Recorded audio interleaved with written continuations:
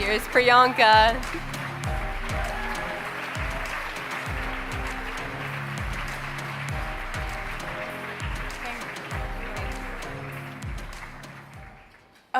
Good afternoon, everyone. I'm gonna just keep it here.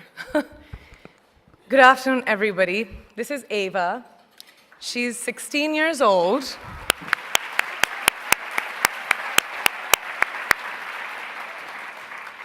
An age where girls should be enjoying their innocence and joys of their youth. But she, at such a tender age, understands the importance of being a voice for her peers, an advocate for young girls and women around the world who may not have the opportunities that us sitting over here have. So receiving this honor from a hero like her makes this so much more exceptional. So thank you.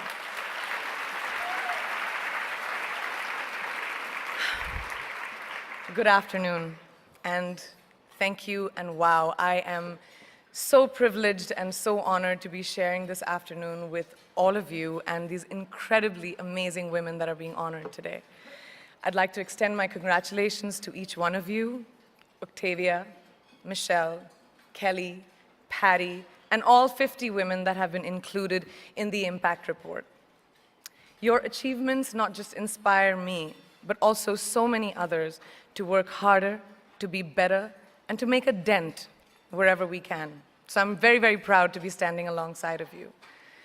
So in life, you know, there are moments when you stop and ask yourself, how did I get here? Like, why am I standing here? Well, this is definitely one of those moments for me. And I find myself going back to the beginning, back to my roots. I was born to incredible parents, amazing parents who served as doctors in the Indian Army. I was the firstborn, and as far back as I can remember, I made my parents very proud and happy 99% of the time. Okay, slight exaggerations of personal achievements are allowed from time to time, don't you think? My brother was born a few years later, and even then, nothing changed for me.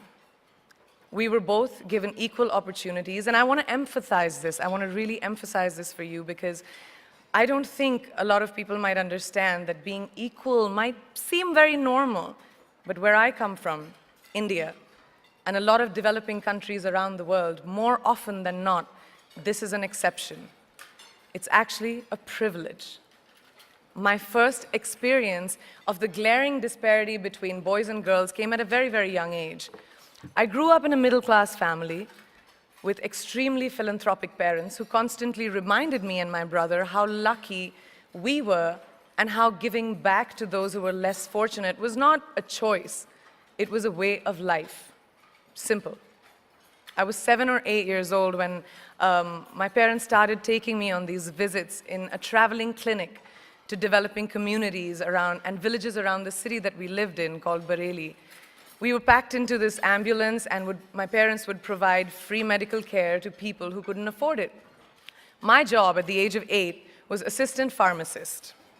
So I would count all the medicines, put them in an envelope, and give it out to patients, and I really took my job very seriously, very seriously. But the more I went on these expeditions, the more I began to notice the simplest things that distinguished a boy from a girl, or a man from a woman. For example, girls were pulled out of school when they hit puberty because they were considered ready for marriage and babies. That's 12 and 13, while boys still enjoyed their childhood.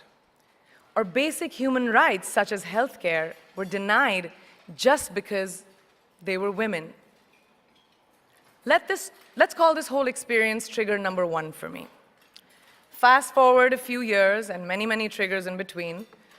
Like a producer-director, for example, early on in my career, I must have been about 18 or 19, telling me that if I didn't agree to the ridiculous terms or painfully low salary in his movie, that he would just replace me.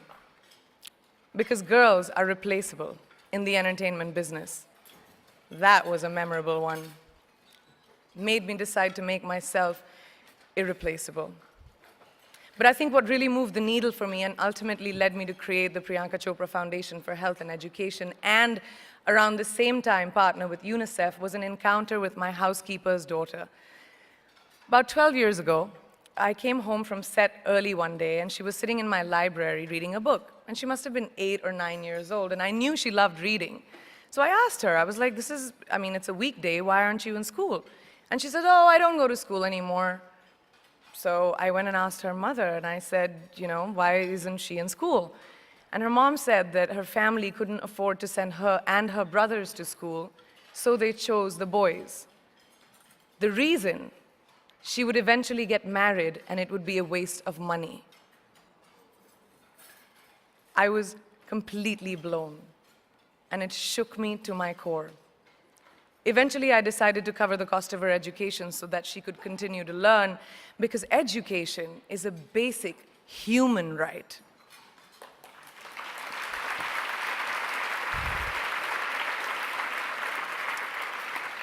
And a huge necessity, especially today. From that point on, I was determined to make a difference in as many children's lives as I could, in whatever big or small way that I could contribute. There's a really, really beautiful quote that I read recently, and I think it's absolutely appropriate to explain what I'm trying to say today. The hand that rocks the cradle, the procreator, the mother of tomorrow, a woman shapes the destiny of civilization. Such is the tragic irony of fate that a beautiful creation such as a girl child is today one of the gravest concerns facing humanity. Girls have the power to change the world. It is a fact, and yet today, girls are more likely than boys never to set foot in a classroom, despite of all the efforts and progress made over the last 2 decades. I'm just going to give you a stat, more than 15 million girls of primary school age will never learn how to read or write, compared to 10 million boys. Primary school, it's the beginning of our future. Over the last 11 years, I have witnessed firsthand the incredible work that UNICEF does for children around the world, especially victims and survivors of child marriage, displacement, war, sexual violence. But there is still so much work to do.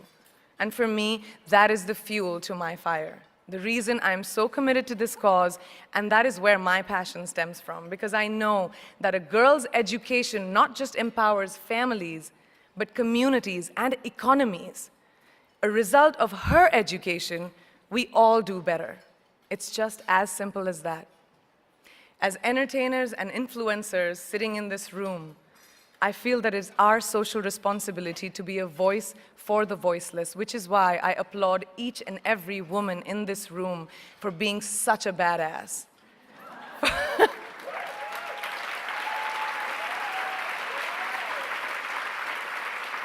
For using your platform and your voice to contribute to change, and for ensuring that there is not even one lost generation as long as we are alive.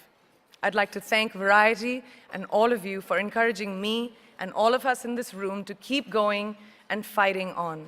Thank you so much.